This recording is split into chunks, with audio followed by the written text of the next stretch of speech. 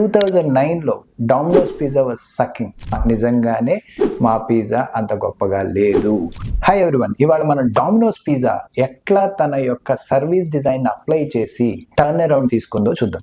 2009లో Domino's pizza was sucking, అంటే అన్ని విధాల, ఈవెన్ దాని షేర్ ప్రైస్ $3కి పడిపోయింది. It is tumbling like anything. But 2010లో డాయల్ అనే CEO జాయిన్ అయ్యాడు. వాడు చేసిన మొదటి పని ఏంటంటే, అన్ని క్రిటిసిజంని, everybody is criticizing Domino's because pizza was not doing great.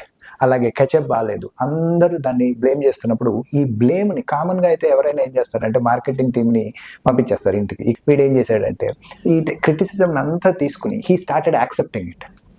నిజంగానే మా పిజ్జా అంత గొప్పగా లేదు, వీఆర్ ఫిక్సింగ్ ఇట్ అని ఒక యాడ్ క్యాంపెయిన్ రన్ చేశాడు. ఆ తర్వాత ఏం చేశాడంటే ప్రతి ఒక్క ఎలిమెంట్ మీద, పిజ్జాకి సంబంధించిన కెచప్ దగ్గర నుంచి, చీజ్ దగ్గర నుంచి, క్రస్ట్ దగ్గర నుంచి అన్నిటి మీద వర్క్ చేసి ఈ వర్క్ని ఫుడ్ బ్లాగర్స్తో లైవ్గా టెలికాస్ట్ చేయించాడు.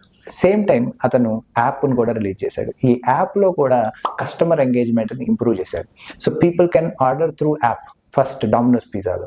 సో ఎప్పుడైతే ఈ అన్ని జరిగినాయో, లాస్ట్ 10 ఏళ్లలో డామినోస్ పిజ్జా $3 షేర్ ప్రైస్ నుంచి $500 షేర్ ప్రైస్కి ఎదిగింది. సో ఎప్పుడైనా ఎనీ ప్రాబ్లం వచ్చినప్పుడు జనరల్గా కంపెనీస్ ఆర్ క్రిటిసిజం తీసుకోవడానికి విల్లింగ్గా ఉండవు.